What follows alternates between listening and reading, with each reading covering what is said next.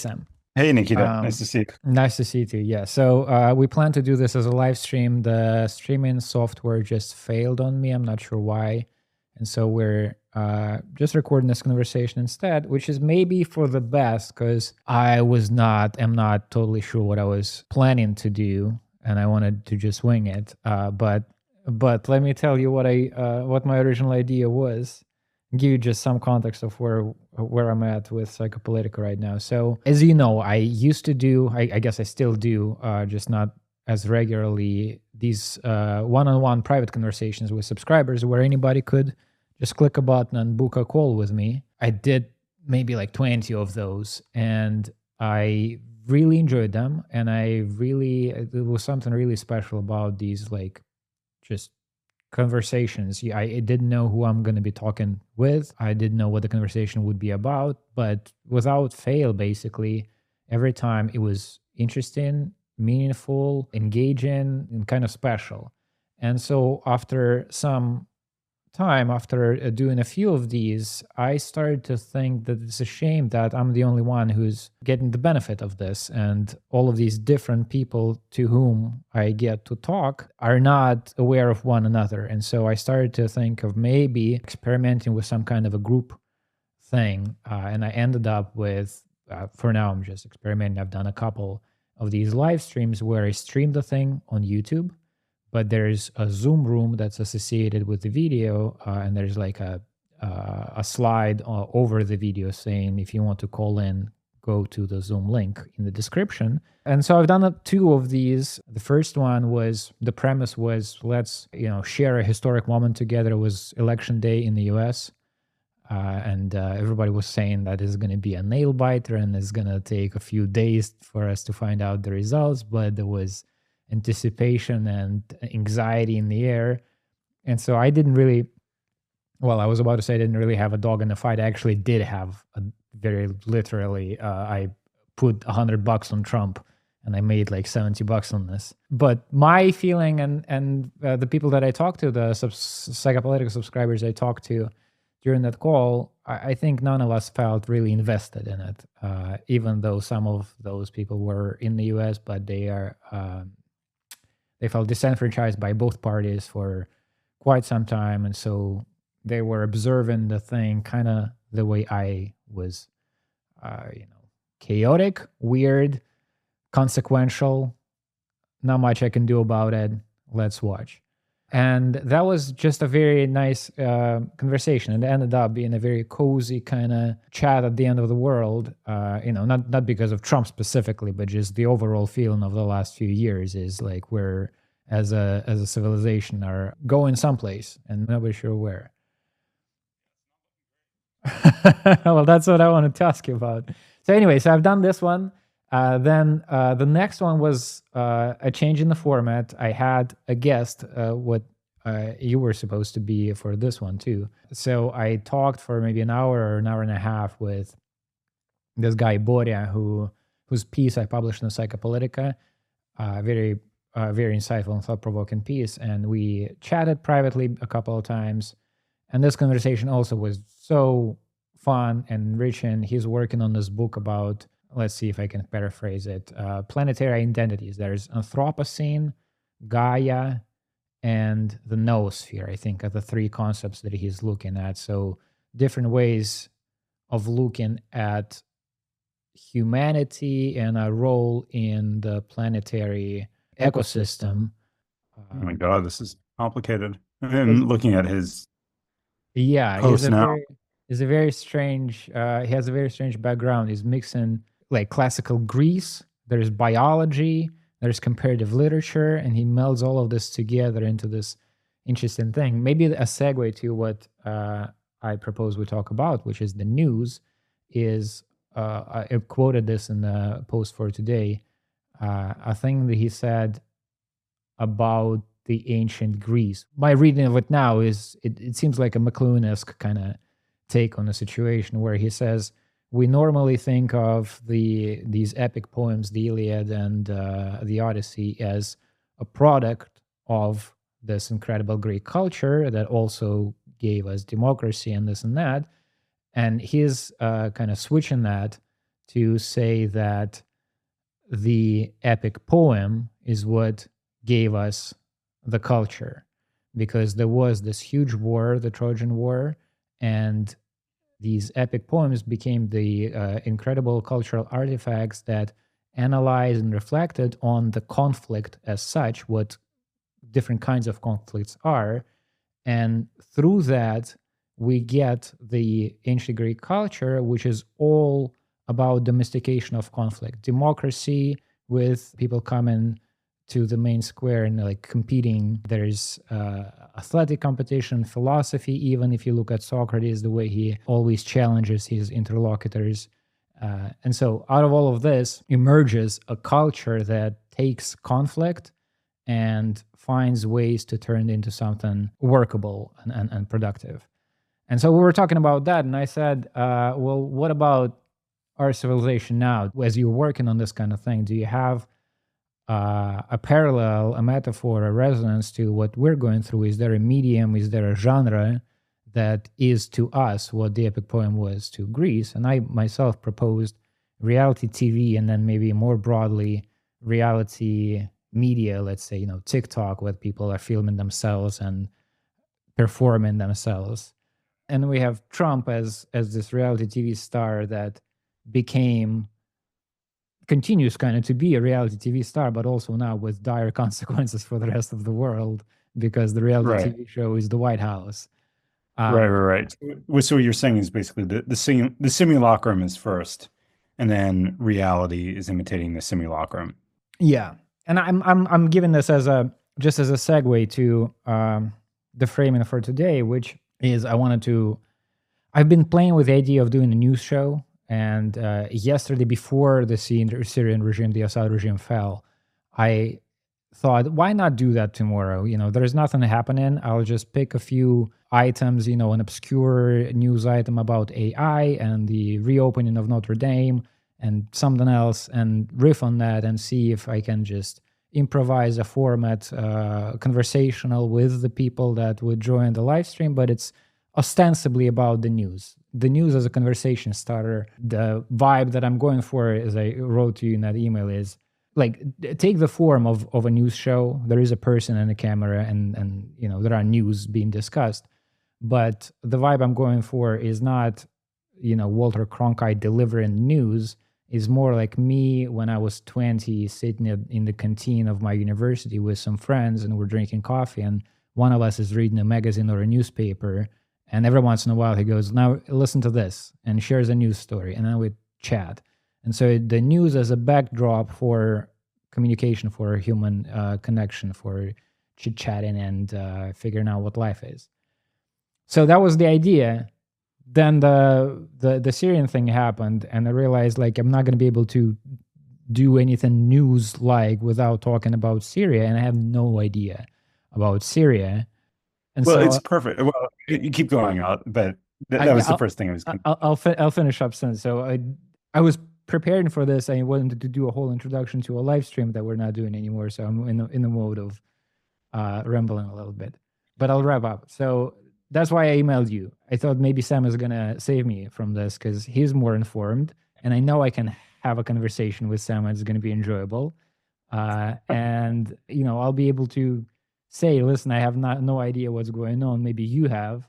And then it actually makes my original point, the idea of trying to get into the topic of the news, the kind of milieu of the news, not as an expert or a news anchor or, a journalist giving you the rundown, but as a person, a citizen, and I travel the world and I talk to taxi drivers, and everybody wants to talk about whatever war is happening at the time.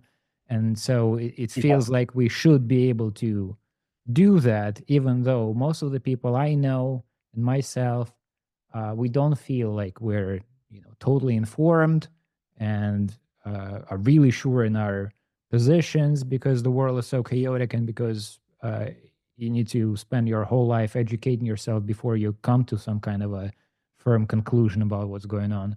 But to me, that's not a good reason to not talk about it and not try to address yourself to these issues. And so that was my whole trajectory towards where we're at now, which is really at this point, I'm just asking you what's up and how are you and how is Bishkek? Good. I like it, Nikita. You always keep me on my toes, and I never I never know what to expect. So, a few things. First of all, this is Nikita week for me, so I'm glad you reached out today. I was getting ready to take the next few days and work on Divanov. Mhm. So, if it makes sense to you at some point, we can chat about that. Since my hope with that actually has been for it to be more collaborative than just me writing stuff. And the whole idea with that, as we've discussed, does have to do with this feeling of simulacrum. Mhm. So I like that. And then the other thing that I really wanted to say about this is nobody knows what's going on in Syria. Like really, really, really. And I mean, I'm looking at the front page of the New York Times, and the lead story is two reporters driving like banshees from wherever they're coming from, not in Syria, to try to get to Damascus as fast as possible. And so their story is literally a road trip. They're describing pretty much what they're seeing in a couple of Mhm. people, Mhm. men on the street they meet. I have a piece for Persuasion that's coming out tomorrow that's basically about this, and it's thinking about underreporting. It's just the way that the press kind of runs around the world, and there are crises that pop up in different places, and the press is there, and they were there in Syria when the Syrian civil war broke out, and then they go somewhere else. It was Burma for a little bit, a very little bit, and then wherever it was, and then it was Ukraine in 2022, and then they're gone for most of the conflict. And so, like, nobody's been in Syria, reporting in Syria for the better part of 10 years. Mhm. And I mean, I am pretty well informed in a way. I mean, I'm not, my background is as a documentary producer is kind of my main credential, but I'm not really credentialed as a kind of an institutional journalist. But what I do, for people who are listening, what Nikita is referring to is that I write a kind of a monthly roundup of news, or do it every 2 or 3 weeks, and I just read through everything. I read through like a whole bunch of publications, and then write based off of that, which is very enjoyable to me, and it does give me a pretty good sense of what's going on without talking directly to sources. And even within that, there's nothing about Syria. And I'll notice it for other places like Iraq. I mean, there was a point when every American had their opinion about Iraq, and Mhm. now nobody does. And nobody's writing anything about Syria. And it's not as if things have been good in Syria for the last 10 years. It's just that the press basically disappeared, like totally disappeared. And the other thing just to keep in mind is that it's not as if there's no foreign presence at all. The Syria remains strategically important to a whole bunch of places. There are a lot of people who are there from different countries, but it goes into a place that's not in anybody's consciousness, and then suddenly it pops back up, and everybody has to have an opinion. So this is the simulacrum that you're talking about. I should mention the thing you're doing at Castali at samkhan.substack.com that you just described, the news part of it, because you do a lot of stuff. But the news part of it is, for me, my favorite news anything that's Oh, online. thank you. I really love reading you because I do get this feeling that I very rarely get from reading any kind of reporting, which is an actual person trying to think things through without assuming much about themselves, without trying to convince you of a narrative, without trying to get you on one side against another. I actually do have a sense of like, this is a person who I can trust to try to Yeah. think shit through. So this is very valuable for me. Right. Yeah, go ahead. And you said this thing recently that I really liked. You said that basically your idea of trust has sort of switched, that trust used to basically be tied with institutions, and something happened to you. You said it, and then I realized it had happened to me too, where my trust now is basically based on individuals rather than institutions. If I see something from a newspaper, wherever it is, yeah, they'll have resources, but I know the kinds of pressure that they're having to say whatever the line is.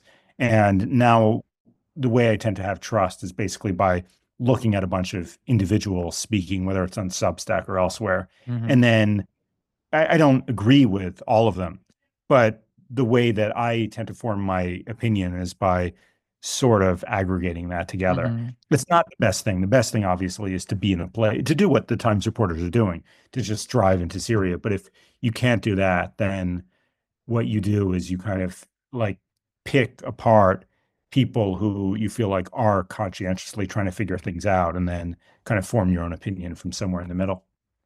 Yeah, I agree. And my addition to this is it's not a good thing. Probably I should follow some more better informed people.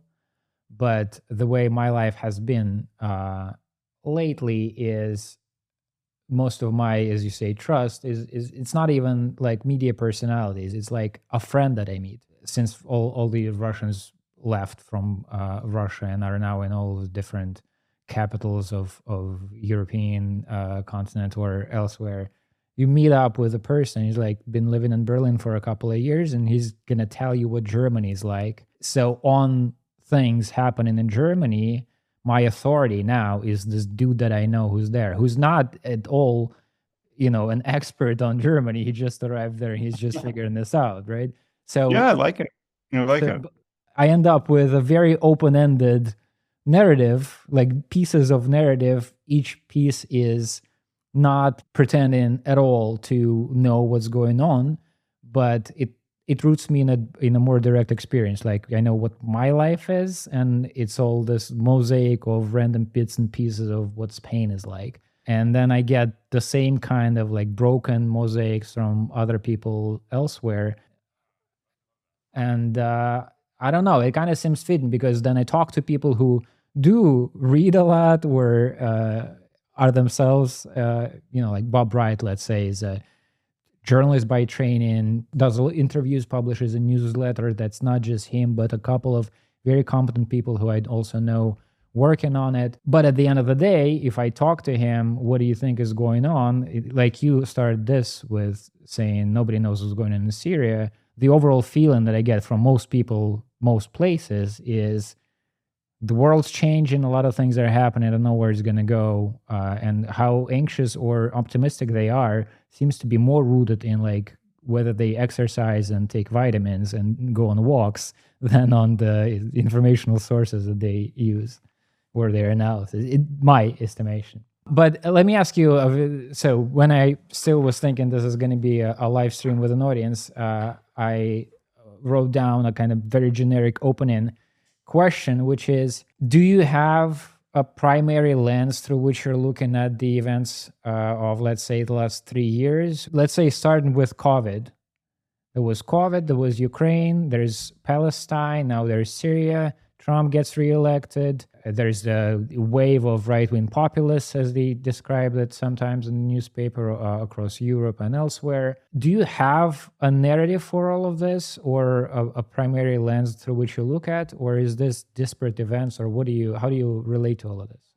Yeah, it's a great question, Nikita. By the way, I really like the idea of what you're saying. I've been playing around with an idea of having kind of an expat journal. Uh Broken AX is a nice way to put it. Like that might kind of end up being the title of it, actually. huh. But I like that. I mean, it's bureaus have broken down all over the world, and now that I'm an expat and you're an expat, I like the idea of kind of travel writing as basically a way of creating these images in our minds. It connects to something else I've been reading recently.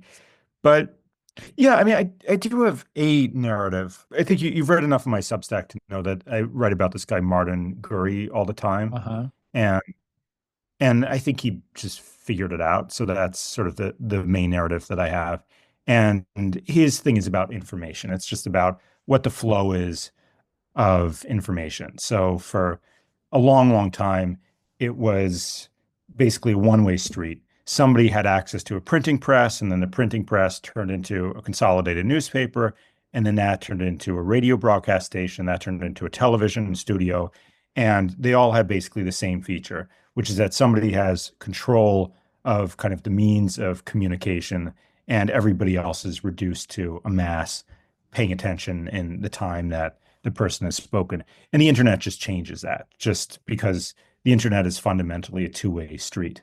And so it's like almost everything that is going on, I can pretty much slot that into this sort of narrative, which is about how one system of communication is breaking down and another one, which is very inchoate, we don't know where it's going, is kind of taking its place. And that's almost everything. His book was published in 2014, and then it was dug up in 2016 because it seemed like the one thing that explained Trump. Hmm. And it was very much what I experienced with COVID was about kind of an establishment. And even the terms that we're using basically come because this narrative makes sense to a lot of people, that the sort of establishment, the kind of powers that be started putting out these narratives about COVID, and then the sort of restless mass that was communicating with each other by back channels on the internet or word of mouth communication suddenly started basically rebelling against what the establishment was kind of saying. And that's happening all the way through. I mean, the Biden administration was sort of the establishment appearing to take control again. Trump is a very interesting figure because even when he becomes quote unquote the establishment, when he becomes the president, he doesn't treat himself as an authority. He kind of plays as the outside. He plays as the representative of the mass who Hmm. happens to be Hmm. inside. And so that's my usual narrative for everything.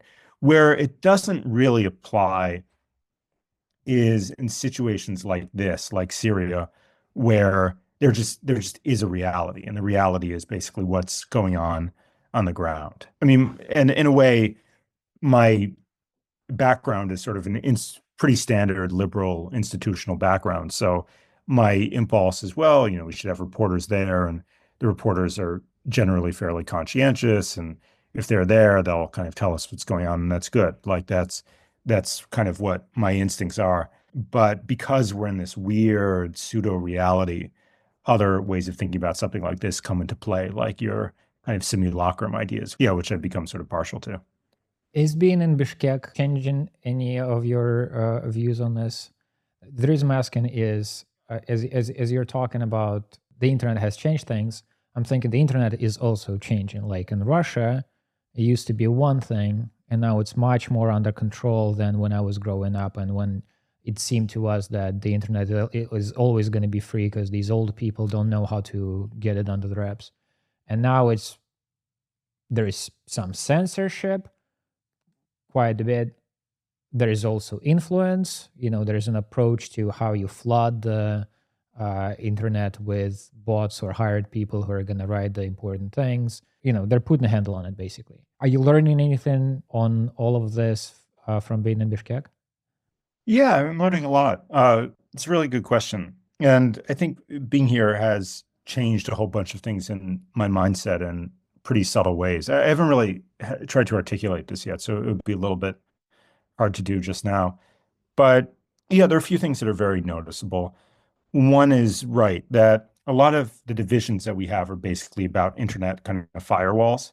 I mean, I feel like I was in a cafe in Brooklyn, and then I just went to a different cafe, and it sort of happens to be in Bishkek. Like I feel like Mm-hmm. I'm just in the same world, and I'm talking to you by Zoom.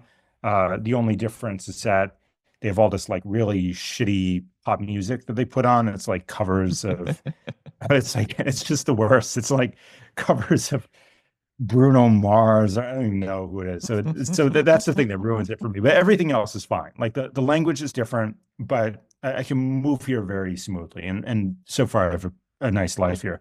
Where the divisions show up are things like banking and technology, that there are basically a few different systems, and they're kind of tied to nation state hegemonic systems.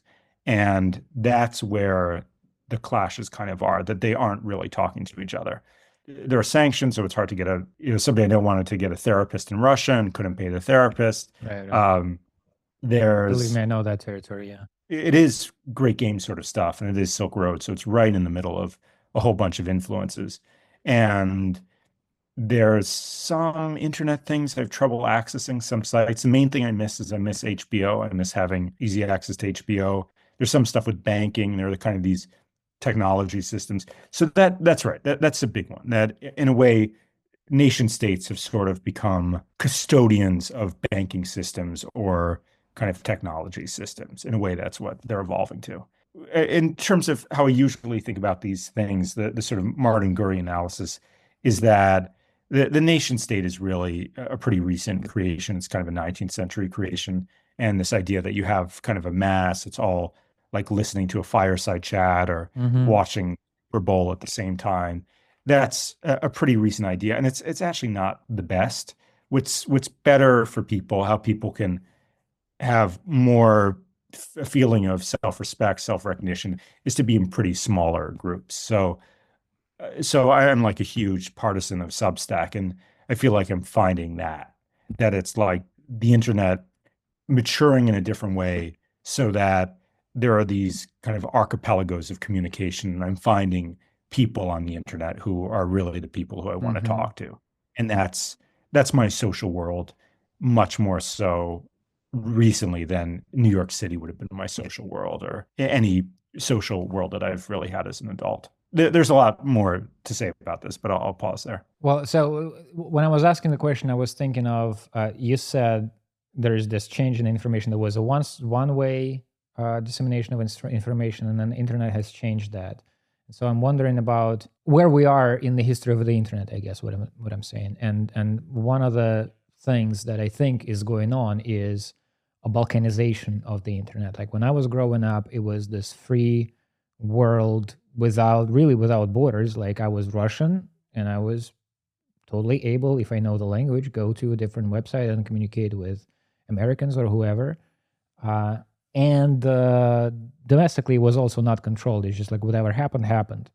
If you create a website and people come to it, there's a website where people communicate. And now there's much more of a control of the internet by the Russian government.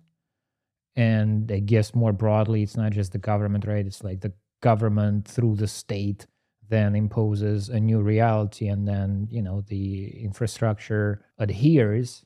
I recently updated my iOS, and upon the first launch after the update, I was reminded of this change that at the time of it happening, I didn't pay much attention to, but now it's like a piece of the overall image. I actually don't know exactly why this shows up on my phone because my Apple ID is not associated with Russia anymore. I'm not physically in Russia. I don't know how exactly I'm connected to Russia.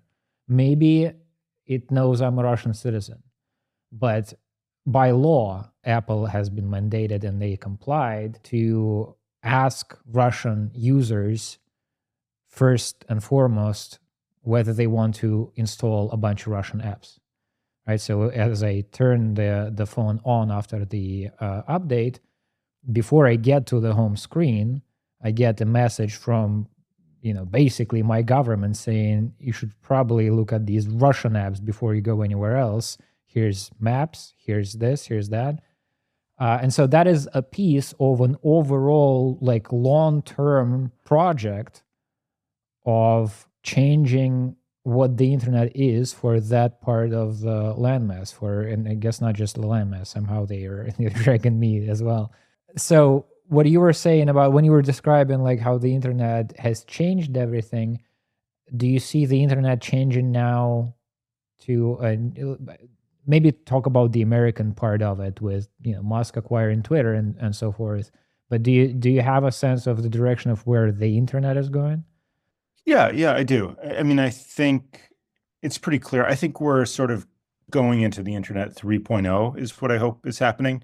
That if the internet 1.0 was kind of anarchic and trolls and people just posting stuff, and the internet 2.0 is these sort of tech oligarchs starting Facebook to and Twitter and build, whatnot. yeah, just building these platforms, and then the platforms are kind of where the traffic is. Uh, so those are the two movements. Sometimes I think of it as like in Chinese history, there's the spring and autumn period, and then there's the warring states period. And it's kind of like we're moving into the Warring States period, where it's just a few big entities and they're sort of uh, banging up and kind of crushing each other. And the fear is that monopoly will continue. I think in Chinese history, the first legalist empire emerges out of that, and it's pretty totalitarian. And that's what I would hate to see. I would really hate to see a Musk or Zuckerberg or one of these people just with a kind of dominant control Hmm. over discourse. And I think that's how we'll look back at the 2010s. That's already how we're looking back at the 2010s. It's how I experienced them living through it, was just this blather that was basically coming from a few monopolists having just way too much control and limited discourse. And what I think is happening, what I hope is happening, is a much better tendency emerging through the internet, which is true to the two-way street nature of it and basically exists in kind of smaller platforms. So Substack is for me the model. Uh, I think Vimeo, I've kind of lost track of what they're doing, but I think Vimeo could do it if they wanted to, which is basically there are no limits to what people can produce. They, it's not like you have 250 characters. You write Hmm. a novel if you want to on Substack. It's all you. You have complete control over your space, but the platform just gives you connectivity. And that's great. I mean, if we have that, that's like best of all worlds. In terms of, there's a lot that's hard to maintain about it in terms of Substack. It basically hinges on sort of the goodwill of the Substack founders. I think they've been lovely so far, but they need to make money, and Substack isn't really as profitable as it I think needs to be. And so they have that pressure on them. And so there will be a tendency to go in sort of the monopolistic route, which is where Facebook famously went and all the other platforms did. So that tension is going to be there in a big way. Can you put a For a finer while. point on this? Like, what is the danger of them going monopolistic route? How does that look like? Well, it can be a lot of different things.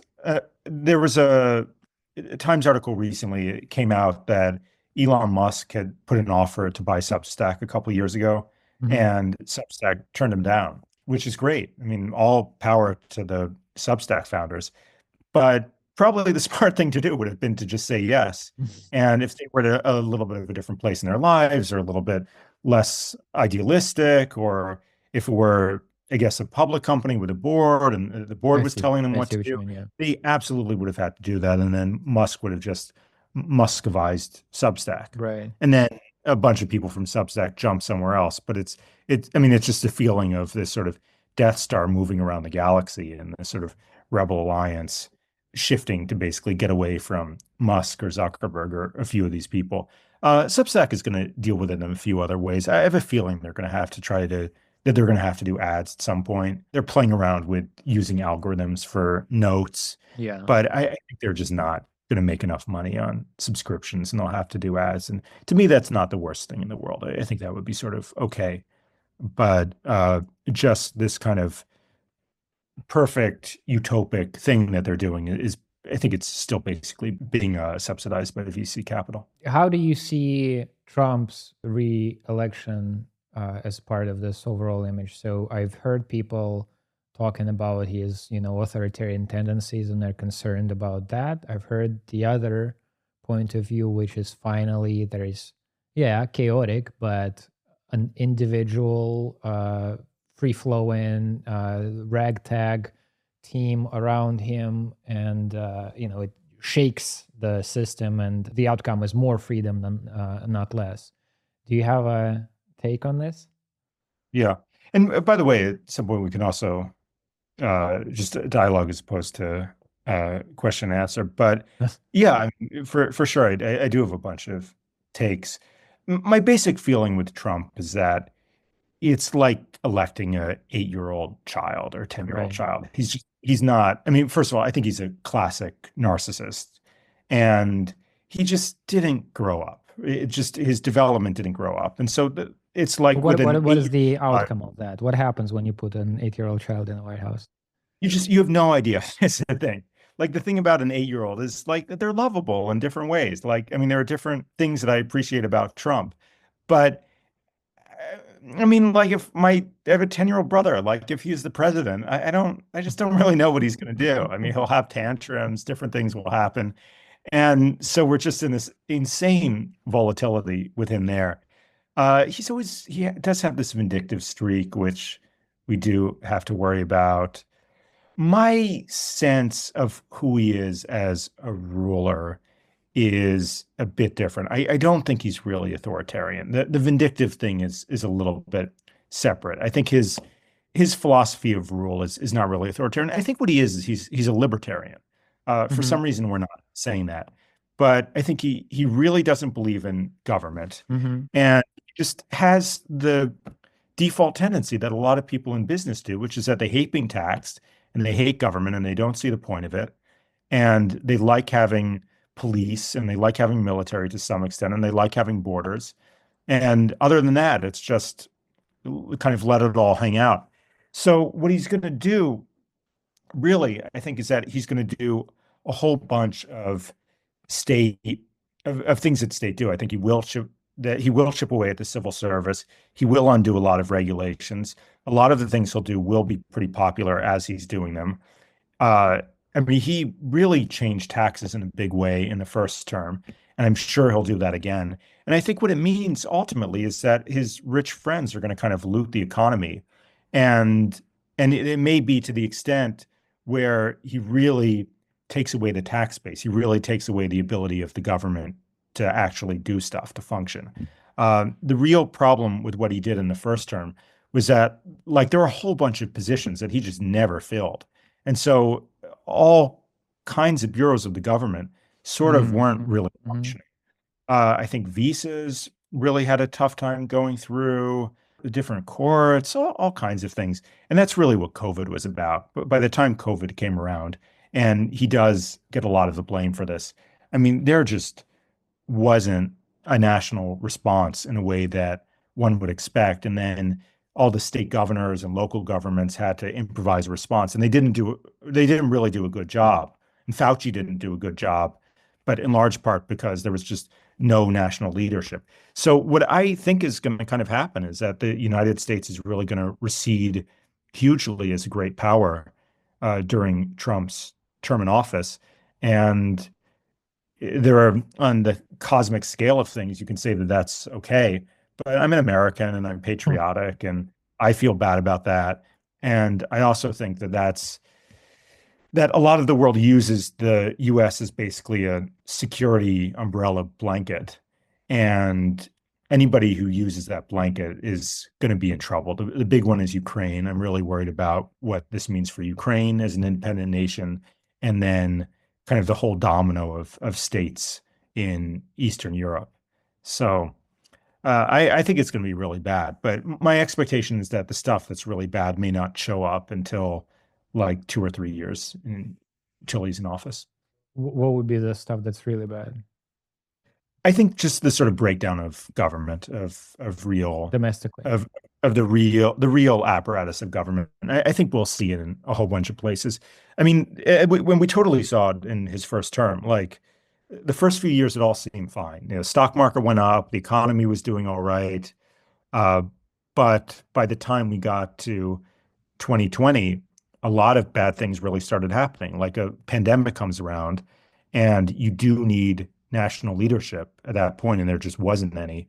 And the bureaucracy had sort of broken down. And I think a whole bunch of things were kind of falling apart. And the Biden administration really did a good job of kind of rebuilding those, and they're going to all come toppling down again. It's sort of the government infrastructure. And Trump is right, of course, that a lot of it is bloated. A lot of it could go, but he's just gonna get rid of a whole bunch of things kind of without even thinking. And we'll see the impact of that within a few years. And I think that'll be on the domestic side and the foreign policy side. You said at some point we can start dialogue instead of doing the question and answer. I like that, but I think I'm a little stuck in the momentum. So Okay, good. I suggest two things. First, Jason, if you're there and if you want to join, you can. There we go. Yeah. This is a treat. I get to be your whole audience. Yeah, you are the entire audience. I will edit it As well as a participant. yeah, and publish it at some point. But for now, yeah, it's the three of us. I wish I were better versed on this stuff. So this has kind of been a lot of absorbing what you're saying, because I feel like it's helping me think about this a little more clearly. Yeah, cool. Well, I mean, we're happy to kind of lead, but anytime you want to just jump in. Yeah. But Nikita, I was going to ask you, like, what you think about some of the stuff. Like, how are you feeling about Trump? And